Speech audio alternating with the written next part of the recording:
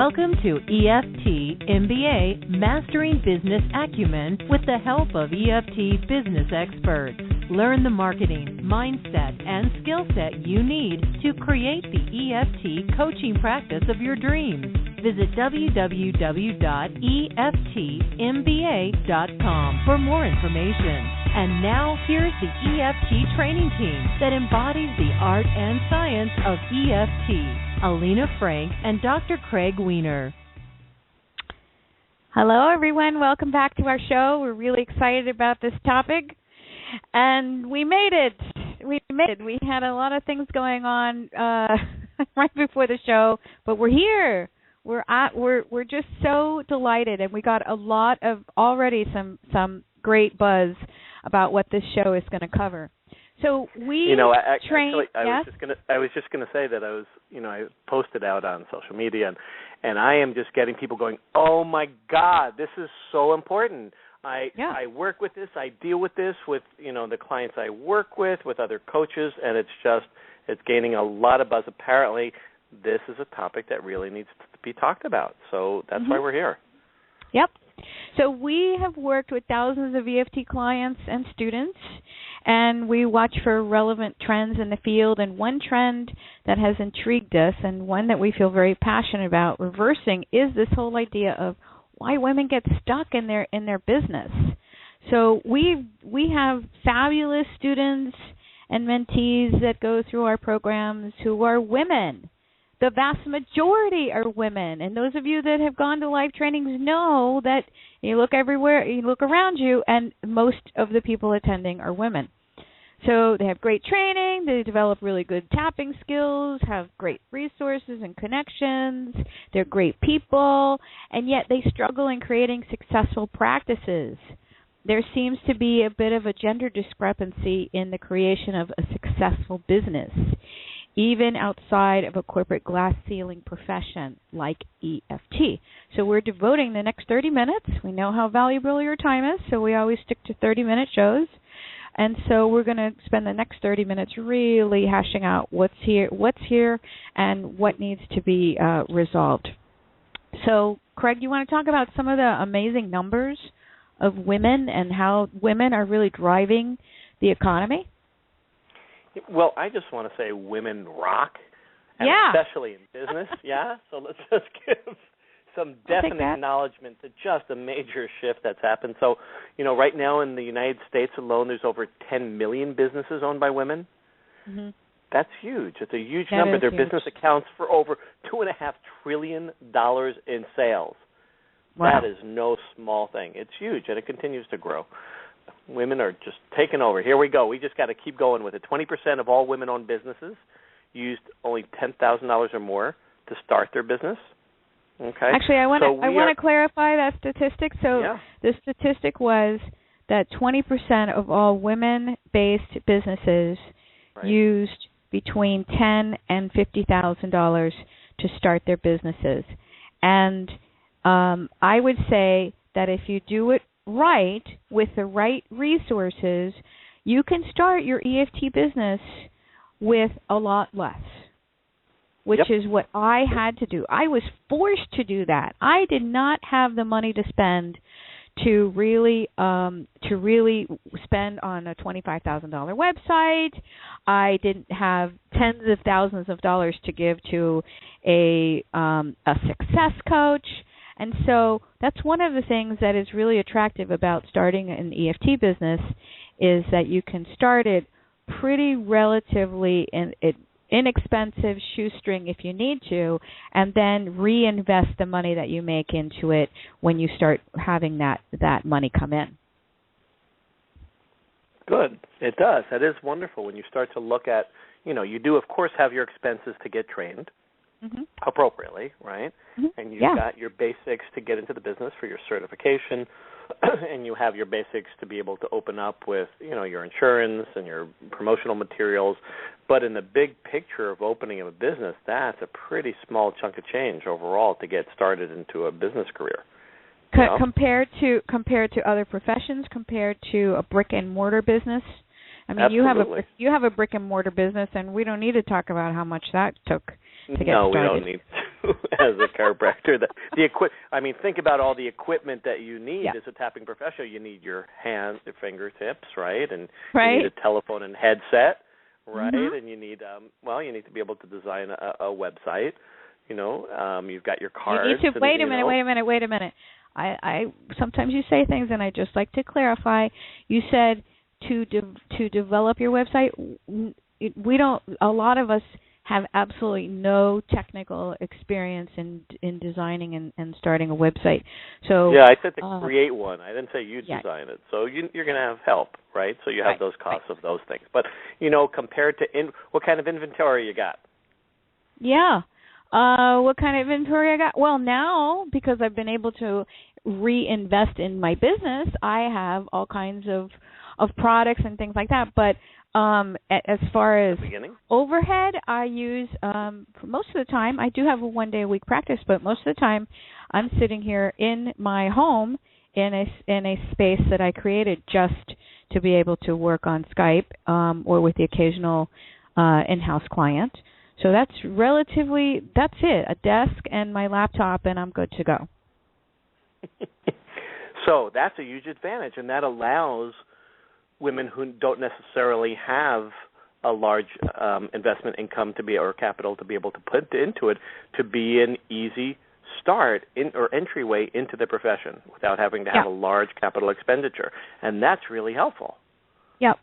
So let's talk about why women in particular do we think are really wanting to start and succeed in their EFT coaching businesses.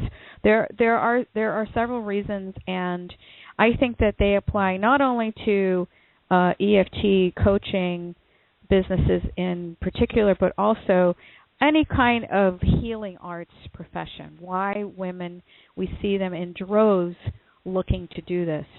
And so number one is that women are just unhappy with corporate culture. They really are. That's why those numbers are so high. And last month there was a lot of controversy with the COO of Facebook. I'm forgetting her name. I want to say it's Sheryl Sandberg, but she wrote a book called Lean In, and it raised a lot of there was a lot of back and forth. There's a lot of editorial comments about this from women. Because she's saying, lean into the problem. Yes, we have a serious corporate culture problem women just don't want to deal with. And she's saying, stay in it and change it. And quite frankly, with the entrepreneurs that I work with and our students that we see, enough's enough. They've just done it, and they say, no, it's not fulfilling. Sometimes I have to deal with sexual harassment. I still have to deal with the ceiling. And a good example of that was the editor of the New York Times who came out that huge discrepancy in salary, right? So for all of those reasons, women are deciding, no, I'd rather do something on my own, and they're leaving the corporate culture. Yeah, that's one. Yeah, no, that was well said. Perfect. Two? Yeah, number two. Can I take it? Sure, go for it. You know what? I think you know this topic even a little bit better than I do, so I'm going to let you roll with it and add in when I have something valuable to add. Okay. All right. So so number two is that women become moms, and suddenly you want that flexibility and you want to be more free with your time and your energy. And certainly an EFT coaching business, or again, any healing arts profession that you start, will give you that. You have a lot of control about your schedule, about what days you prefer to take off. Friday afternoons I don't work, and I can spend time enjoying my family. And for a lot of women, there isn't that flexibility. Certainly, in if you work in like retail or in a service industry, you're having to work crazy hours and not being compensated very well. And if you are in a 9-to-5 job in a corporation, you have less I mean, really, those hours don't work for moms very well, do they? So I think that's I see it. It happened to me.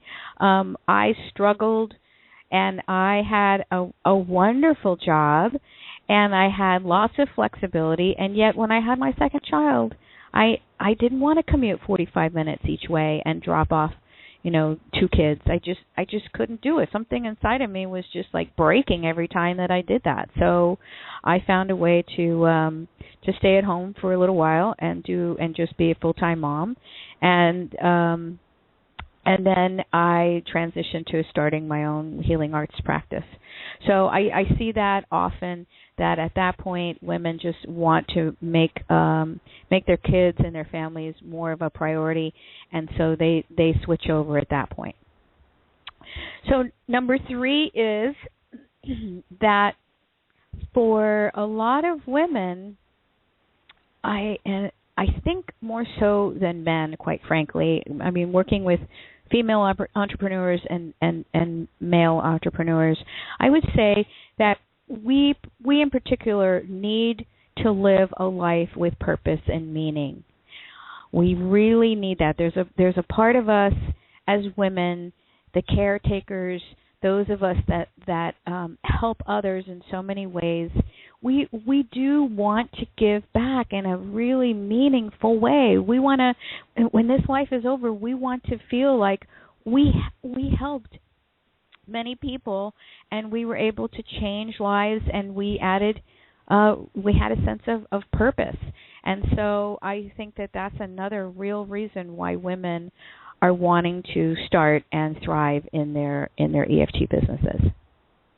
And then Good. The other thing that women, there is something about, and Craig, you can write a blog post about this. I know how much you love the neuroscience of all the things that we do. So women in particular are shown to be better multitaskers, and we have loads of energy to do different things. And when we're talking about having our own business, and that really serves us well to have the energy to direct into our business, and once we get over our fears, our marketing, and be able to serve all kinds of different populations. So that we're incredible with multitasking and have loads of energy is another reason why women start the EFT coaching businesses. And I think that they can be very good at that, at being able to handle well family and independent business, that they have the ability, as you said, to be flexible with their time and their energy, and it really is a perfect fit. And I think that's a really important reason why we see I would literally say 80 to 90% of our EFT students and mentees are women regularly. Yep. So Yep. I think, there's a reason for that. Yep. So let's talk about some things that you should consider when you are at the precipice of starting your EFT business, or if you're not doing as well as you can be. Let's talk about the things that you need to consider here when looking at your business. Okay. So a few things that you're going to want to consider. Let's start off with number 1, is don't quit your day job first, right? We don't recommend that you go ahead and you say, you know what, I'm going to be an EFT tapping coach, professional, et cetera, and I am just going to jump into this. So I'm going to quit my day job and just get my practice going. I've seen some people out there that are out there and growing and doing great. I'm just going to quit my day job and start that. Now, okay, right? yes, and So keep going. I want to say something at the end when you're done explaining. Yeah. So you know what? You're going to be doing double duty, but you won't have. Well, actually, you know what? Why don't you take the thought with that? Because I know where you're going to go, and I think it'd be better if you went there first. Okay. So because you will be working and you will be working towards creating your business, right? Taking the steps to be certified, doing all of the business prep work that needs to be done in order to launch your business and all of those things. You are going to be doing double duty. Yeah, we acknowledge that. Yes, you're going to be you're going to be expending a lot of energy. But what you don't need to pile on to that double duty and working towards creating your business while you still have a day job is the additional financial burdens, right? You just don't need that. It takes money, even if it's just a few $1,000s at first to get started, but you're not going to be rolling in the dough on day one. Let's just make that very clear. You're not. So if you can set aside money while you're doing this and let go of the financial strain that it would be to just completely quit on day, I'm going to do this and I'm just going to jump off a cliff. Now, that said, here's the caveat. Here is the exception. If you have started a business before and know how to raise capital, if you have experience in grant writing and have done it successfully, if you are already in social work or if you're a licensed therapist or something of that nature, that's when we can say absolutely. Then you can make that jump. You don't have to feel like you've got to come up with some magical number of, I have to have 10 clients a week in my EFT practice in order to completely, quit my day job. But how many of these women fit that category that we see? Maybe 5% fit that bill. Right. Yep. Right. So really, I know that you'll get people out there telling you, yes, you have to devote yourself completely and jump off the cliff.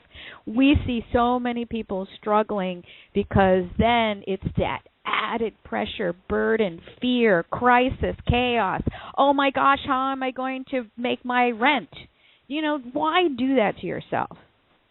Don't. Something to consider, right? Something to consider. Stress really can take you down because, what we know physiologically about stress is when you're under that kind of pressure and stress, good old prefrontal cortex is not working optimally, right? So we're not being most creative in our thinking. We're not creating collaborations that are outside the box. We're not the best place to be writing original material from because we're under that kind of stress load, and that doesn't work in our behalf most of the time. Excellent. Okay. You want to take number 2? Number 2, be aware of energy leaks. You are going to need all the energy that you can muster for building a successful business. The energy that you're leaking from, any number of things, bad relationships, partners that are taking your attention and energy away because you're having to take care of that situation all the time, whether it be personal partners in a relationship, business partners, so the reasons why they stay first and, here's what I want to say about that is when we start to look at all the different ways that energy can leak out and we're really focusing on growing our business, we really have to tend to those leaks. So a good strategy might be, okay, I'm about to really embark on putting this energy forth on creating content and reaching out to my community. What are the pieces that I need to handle first in my personal life that when handled, neutralized, etc., will give me that much more energy? Because we're always looking to what can I create out there?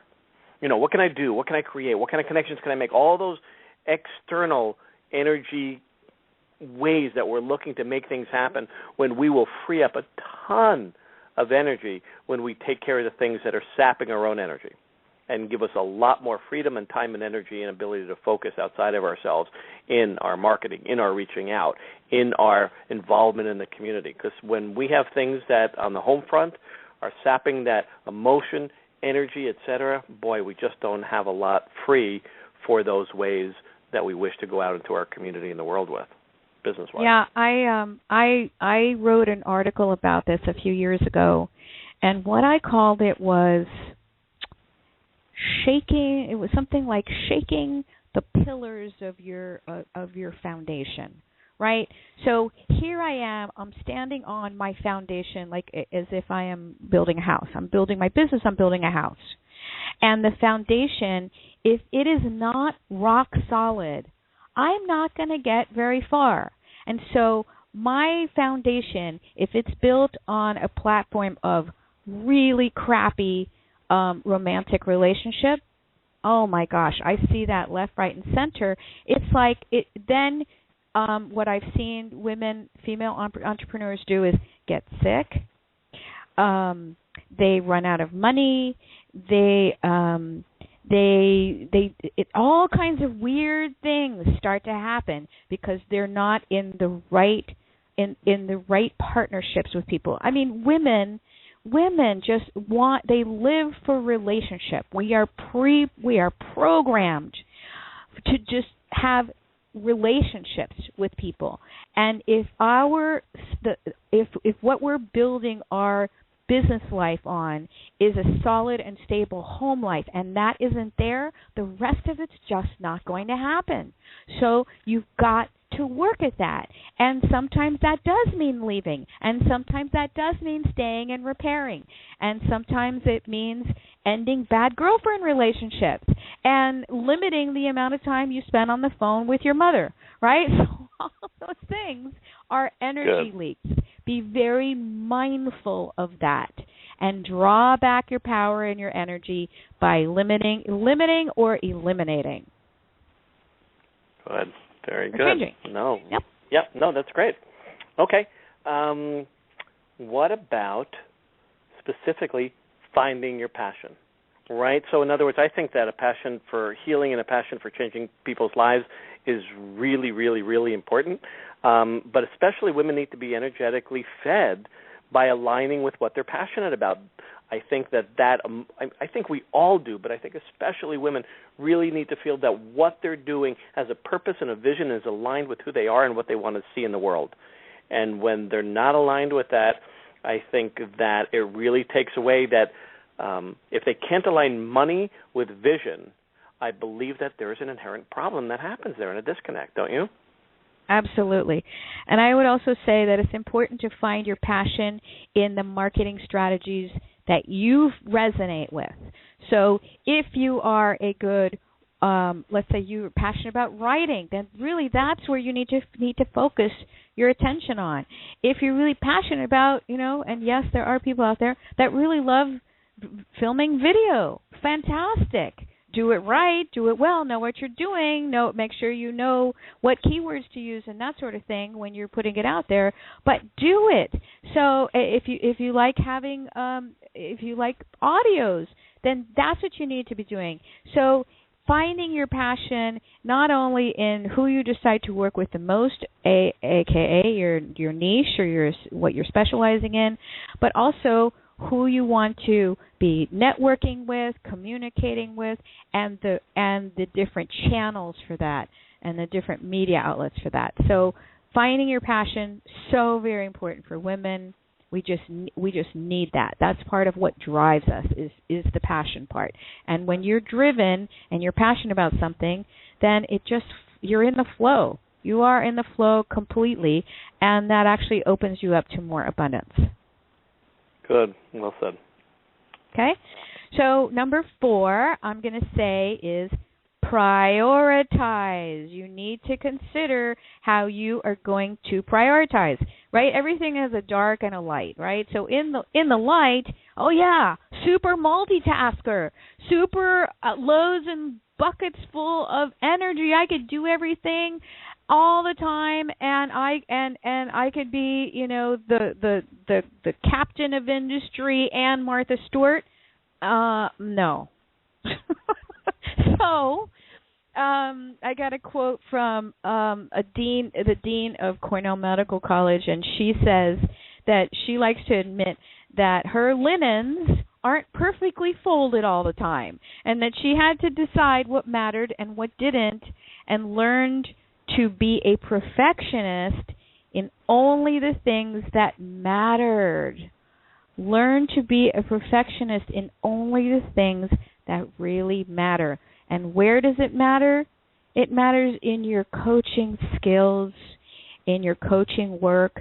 Doesn't necessarily mean that you've got to have the perfect branding. In fact, I advise against that. Or the perfect the color scheme for your website. But also, the real thing that I want to stress here is at home. At home, you cannot do all things and be all things to all people and create a successful business. When you start off, you need to accept help. You need to ask for help. You need to get support from your partner. And so know that for us, we're used to doing it all. Step back and say, how can I prioritize and do the things that I need to do well, and the other things, who cares? You know, if Craig's up in a different part of our house, and I'm sure as you walked from our office downstairs up to the phone to start this podcast, you probably ran across some dog hair and, you know, a couple of dirty dishes and, you know, walking by our kids' room, like, forget about it. So that doesn't matter. That doesn't matter. And I worked enough on myself to know that the obsession that I had with cleanliness and all of that crap, that was my mom's story. And I got rid of the need to be that way in order to have the successful business that I love having today. That's well said. It is selection and choosing and prioritizing. Well said. And lastly, you know, what ultimately do we need to do amidst all of this? Because there's doing and there's clearing and there's prioritizing and all the different things that we went over.